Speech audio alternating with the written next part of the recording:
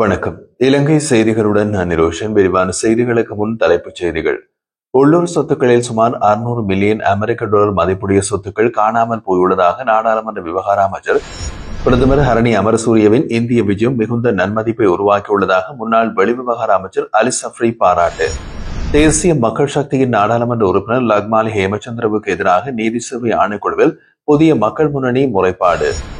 இஷாரா செவ்வந்தியுடன் நெருங்கிய தொடர்பு கொண்டிருந்த உள்ளூர் மற்றும் வெளிநாட்டு நபர்கள் குறித்து புதிய தகவல்கள் வெளியாகி வருவதாக தகவல். இனி விரிவான செய்திகள்.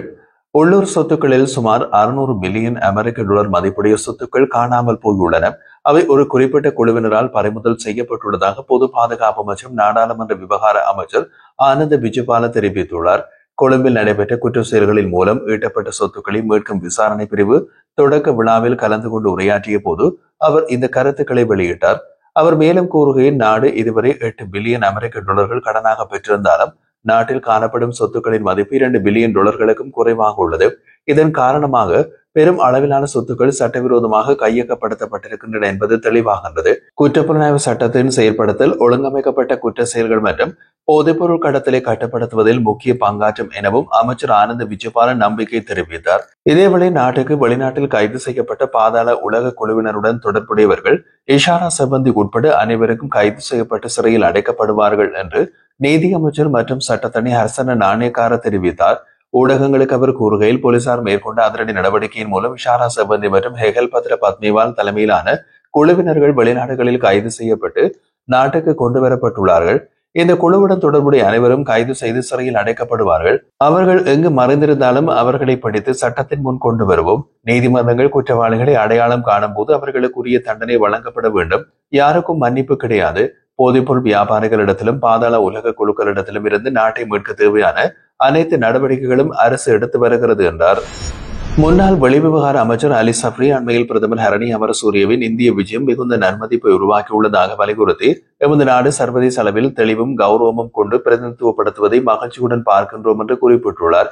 பிரதமர் ஹரணி அமரசூரியவின் இந்திய பயணம் வலுவான நன்மதிப்பை தந்துள்ளது. அவர் புதுடெல்லியில் உள்ள தேசிய பல்கலைக்கழகத்திலும் NDTVயின் உலக தலைமை மாநாட்டிலும் வழங்கிய உரைகள் ஆழமான அறிவும் இலங்கையின் சிறந்த தலைமைத்துவத்தை வெளிப்படுத்தும் வகையிலும் அமைந்திருந்தது. நம் நாடு இவ்வாறான தெளிவுடனும் கௌரவத்துடனும் பிரதிநிதித்துவப்படுத்தப்படுவதை காண்பதில் மகிழ்ச்சி அடைகின்றேன்.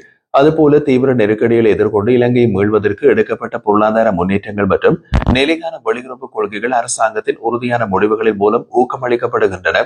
எமது பாரம்பரியமாக பின்பற்றப்படும் சுதந்திரமான எந்த ஒரு தரப்பினரையும் சாராத நடைமுறைமிக்க வெளியுறவு கொள்கை தொடர்ந்தும் சாதகமாக அமையும். நிதியியல் ஒழுக்கம், வருமான ஒருங்கிணைப்பு, அரசின் சொந்த நிறுவனங்களின் மறுசீரமைப்பு, செலவினங்களை சமநிலைப்படுத்தும் விலையிடல் முறை, இலக்கிடப்பட்ட சமூக பாதுகாப்பு மற்றும் ஊழல் எதிர்ப்பு நடவடிக்கைகள் ஆகியவை சர்வதேச நாணய நிதியத்தால் ஆதரிக்கப்படும் மீட்பு திட்டத்தின் அடிப்படையாகும். இவை தூரநோக்கு சிந்தனை மற்றும் நடைமுறைக்கு தகுதியான முறையில் கையாளப்பட வேண்டும். மறுப்பு கொள்கையின் அடிப்படையில் அல்ல. மேலும் சட்டம் மற்றும் ஒழுங்கை மீளுறுதி செய்வதும் ஊழல் மற்றும் மோசடிகளை உரிய முறையில் கையாள்வதும் இன்றியமையாதவை. சட்டத்தை மாற்று நோக்கங்களுக்காக தவறாக பயன்படுத்தக்கூடாது. பெரும்பாலான இளைஞர்கள் யார் நாட்டை ஆள்கின்றார்கள் என்பதை கவலைப்படாமலும் நாட்டை எவ்வாறு நேர்மை, இலக்கு, பொறுப்பு கூறல், ஒழுக்கம் மற்றும் அனைவரையும் இணக்கும் பண்புடன் ஆளுகின்றனர் என்பது முக்கியம். இதன் அடிப்படையில் இலங்கை கௌரவமும் ஒற்றுமையுடனும் முன்னேற்ற பயணத்தை தொடரும் என எதிர்பார்க்கப்படுகிறது என்று அவர் அந்த பதிவில் தெரிவித்துள்ளார். புதிய மக்கள் முன்னணி தேசிய மக்கள் சக்தியின் நாடாளுமன்ற உறுப்பினர் லக்மாலி ஹேமச்சந்திரவுக்கு எதிராக நீதி சேவை ஆணைக்குழுவில் முறைப்பாடொன்றை சமர்ப்பித்துள்ளது. புதிய மக்கள் முன்னணியின் கொலன்னாவ தொகுதி அமைப்பாளர் அஜித் புஷ்பகுமாரவும் செயற்குழு உறுப்பினர் ஜெயசிங்கவும் சீதாவக்க பிரதேச சபை உறுப்பினர் நாலக பண்டாரவும் ரத்மலானி அமைப்பாளர் சமன் ரணதுங்கவும் இணைந்து சட்டத்தரணி லக்மாலி ஹேமச்சந்திரன் நீதிமன்றத்தை அவமதித்ததாக கூறி நீதி சேவை ஆணைக்குழுவின் செயலாளரிடம் முறைப்பாடொன்றை சமர்ப்பித்தனர். முறைப்பாடு சமர்ப்பிப்புக்கு பிறகு ஊடகங்களுக்கு கருத்து தெரிவித்த சீதாவக்க பிரதேச சபை உறுப்பினர் நாலக பண்டார, சட்டத்தரணி லக்மாலி ஹேமச்சந்திர கடந்த திம்ரிகசாய பிரதேச அபிவிருத்தி குழு கூட்டத்தில் ஒரு அரசு நிறுவனத்திற்கு வழங்கப்பட்ட நீதிமன்ற தீர்ப்பை பொதுமக்களுக்கு பகிர்ந்து விமர்சித்ததோடு அந்த தீர்ப்பை பொருட்படுத்தாமல் செயல்பட சொன்னார். இதனால் நாட்டின் நீதிமன்ற கௌரவத்தை பாதுகாப்பதற்காக சட்டத்தரணி லக்மாலி ஹேமச்சந்திரவுக்கு எதிராக உடனடியாக சட்ட நடவடிக்கை எடுக்கப்பட்டு அவருக்கு உரிய தண்டனை விதிக்கப்பட வேண்டும் என்று நாம் நீதி சேவை ஆணைக்குழுவிடம் கூறுகின்றோம். இதற்கு முன்பு நீதிமன்றத்தை அவமதித்த SB திசாநாயக்க உள்ளிட்ட அரசியல்வாதிகளுக்கு எதிராக சட்டம் கடுமையாக அமுல்படுத்தப்பட்டிருந்தது. லக்மாலி ஹேமச்சந்திரவின் பற்றி எடுக்கப்படும் முடிவை நாங்கள் கவனிப்போம். நாலக பண்டார மேலும் லக்மாலி ஹேமச்சந்திர உடனடியாக கைது செய்யப்பட வேண்டும். அவரது சட்டத்தரணி தகுதி ரத்து செய்யப்பட வேண்டும். நீதி சேவை ஆணைக்குழு எடுக்கும் முடிவை நாடு நெருக்கமாக கவனித்து காண்கின்றது என்று மேலும் தெரிவித்தார்.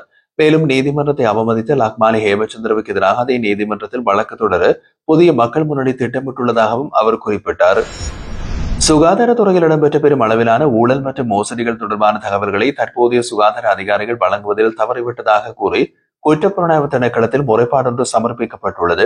இந்த விவகாரம் குறித்து உடனடியாக விசாரணைகளை மேற்கொள்ளுமாறு ஐக்கிய மக்கள் சக்தியின் ஊழல் எதிர்ப்பு பிரிவின் துணைத் தலைவர் டாக்டர் சமல் சஞ்சீவ குற்றப்புலனாய்வு திணைக்களத்தின் இயக்குநர் ஷானி அபிஷேகரவிடம் கோரிக்கை விடுத்துள்ளார். முன்னாள் சுகாதார அமைச்சர்களான பவித்ரா வன்னியாரச்சி, சன்னு ஜெயசுமன மற்றும் ஹெகலிய ரம்புக்வெல் ஆகியோரின் ஆட்சி காலங்களில் சுகாதார அமைச்சில் இடம்பெற்றதாக கூறப்படும் ஊழல் மோசடிகள் மற்றும் கணக்காய்வு துறையில் தேவையான ஆவணங்கள் மற்றும் தகவல்கள் கூறப்பட்டிருந்தன. ஆனால் தற்போதைய சுகாதார அதிகாரிகள் அமிதமான தகவல்களை வழங்காமல் தாமதப்படுத்தி வருவதாக தெரிவிக்கப்படுகிறது. கோவிட் தொற்று காலத்தில் சுமார் 7 லட்சம் தடுப்பூசிகள் தேவைக்கு மேல் வாங்கப்பட்டு இதன் மூலம் அரசாங்கத்திற்கு 70 மில்லியன் அமெரிக்க டாலர்களுக்கு மேலான நிதி இழப்பீடு ஏற்பட்டுள்ளதாக கணக்காய்வாளர் நாயகம் விசாரணை நடத்தி வருகின்றார். சமீபத்திய தணிக்கை அறிக்கையிலும் தற்போதைய சுகாதார அதிகாரிகள் தொடர்புடைய முக்கிய தகவல்களை மறைத்து வருவதாக குறிப்பிடப்பட்டுள்ளது. அந்த காலகட்டத்தில் சுகாதார அமைச்சில் பதவி வகித்த தற்போதைய சுகாதார அமைச்சின் செயலாளர் அனில் ஜாசிங், டாக்டர் அசில குணவர்த்தன மற்றும் சுகாதார பணிப்பாளர் நாயகங்கள் தேவையான ஆவணங்களை வழங்கவில்லை என்றும் இதனால் கடந்த காலங்களில் இடம்பெற்ற பல ஊழல் வழக்குகள் மறைக்கப்பட்டிருக்கும் என்றும் டாக்டர் சமல் சஞ்சீவ தெரிவித்துள்ளார். வெளிநாட்டில் கைது செய்யப்பட்டு இலங்கைக்கு கொண்டுவரப்பட்ட KP தொடர்பின் போது ஊடகங்களுக்கு எந்தவிதமான காட்சிகளும் வெளியிடப்படவில்லை. ஆனால் சிப்பந்தி விவகாரத்தில் ஊடக கண்காட்சி நடத்தப்படுவது தவறான அணுகுமுறையாகும் என்று தேசிய சுதந்திர முன்னணியின் தலைவர் விமல் வீரவங்ச தெரிவித்துள்ளார். இது குறித்து ஊடகங்களிடம் அவர் மேலும் தெரிவிக்கையில், வெளிநாட்டில் கைது செய்யப்பட்டு நாட்டுக்கு கொண்டுவரப்படும் குற்றவாளி விமானத்தில் இறங்கும் தருணத்தில் அனைத்து ஊடகங்களும் மிகுந்த ஆர்வத்துடன் வெளியிடப்படுகின்றது. முந்தைய அரசுகள் இதைவிட மிகப்பெரிய குற்றவாளிகளை வெளிநாட்டில் கைது செய்து கொண்டு வந்த போதும் இவ்வாறு ஊடக காட்சிகள் காட்டப்படவில்லை. உதாரணமாக KP என்பவரை வெளிநாட்டில் கைது செய்து இலங்கைக்கு கொண்டு வந்த போது அவர் எப்படி வாழ்ந்தார் என்பதையே யாரும் அறியவில்லை. ஆனால் செவ்வந்தி தொடர்பான விவகாரங்களில் ஊடகங்களில் வெளியிடப்படும் செய்தி இளைஞர்களிடம் பிரபலமாவதற்கான வழி இதுதான் என்ற தவறான எண்ணத்தை உருவாக்கும் அபாயம் உள்ளது. விமல் வீரவங்ச மேலும் கூறுகையில், எமது நாட்டின் விளையாட்டு வீரர்கள் வெளிநாடுகளில் சென்று பதக்கங்கள் வென்று வரும் போது அவர்களுக்கு இதுபோன்ற ஊடக முக்கியத்துவம் வழங்கப்படுவதில்லை. எனவே நான் ஊடகங்களை குற்றம் சாட்டவில்லை. இந்த கண்காட்சியை ஏற்படுத்தியது போலீசார் தான் என்று குறிப்பிட்டார். நேபாளத்தில் கைது செய்யப்பட்ட இஷாரா செவ்வந்தியுடன் நெருங்கிய தொடர்பு கொண்டிருந்த உள்ளூர் மற்றும் வெளிநாட்டு நபர்கள் குறித்து புதிய தகவல்கள் வெளியாகி வருவதாக தெரிவிக்கப்படுகிறது. இஷாரா செவ்வந்தி பயன்படுத்திய தொலைபேசியிலிருந்து பெறப்பட்ட செய்திகளின் அடிப்படையில் இவர்களுடன் தொடர்பில் கூடுதல் விவரங்களை திரட்டும் பணியில் காவல்துறை ஈடுபட்டு வருகிறது. இதேவேளை கெகல்பத்ர பத்மே காவல்துறையிடம் வழங்கிய வாக்குமூலத்தால் அவரது கும்பலை சேர்ந்தவர்கள் அவரை சட்டத்தின் பிடியிலிருந்து காப்பாற்ற தீவிரமாக முயற்சி செய்து வருவதாகவும் தகவல்கள் தெரிவிக்கின்றன. அத்துடன் விசாரணை செயல்முறையின் போது ஹெகல்பத்ர பத்மே காவல்துறையினரை தவறாக வழிநடத்தும் வகையில் தவறான தகவல்கள் வழங்கியதாக மூத்த ஊடக தொகுப்பாளர் ஒருவர் தெரிவித்துள்ளார். இதற்கிடையில் இஷாரா செவ்வந்தி தலைமறைவாக இருக்க உதவியதாக கூறப்படும் 7 நபர்கள் கைது செய்யப்பட்டுள்ளதாகவும் காவல்துறை உறுதிப்படுத்தியது. இஷாரா செவ்வந்தியிடமிருந்து கிடைத்த தகவல்களின்படி கலிமுல்ல சஞ்சீவ கொலைக்கு பிறகு அவர் மித்தனிய, கிளிநொச்சி மற்றும் யாழ்ப்பாணம் உள்ளிட்ட பகுதிகளில் மறைந்து தங்கியிருந்தார்.